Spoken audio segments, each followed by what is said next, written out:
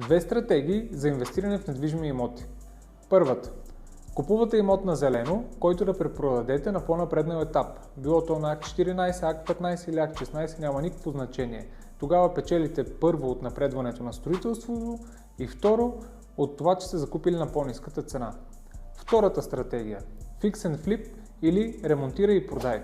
Тогава трябва да търсите имот, който е неатрактивен и който мнозина хора биха пропуснали, защото не могат да видят потенциала в него.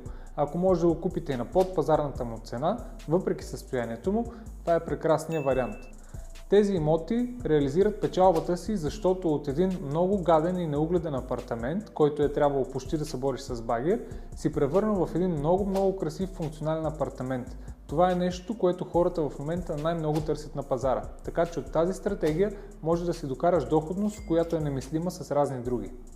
Разликата в двете стратегии е това, че първата е малко по-мързелива. Купуваш нещо и чакаш.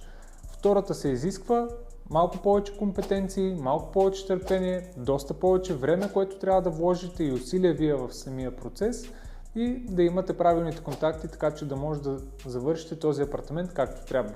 За още имотни съвети последвай ме.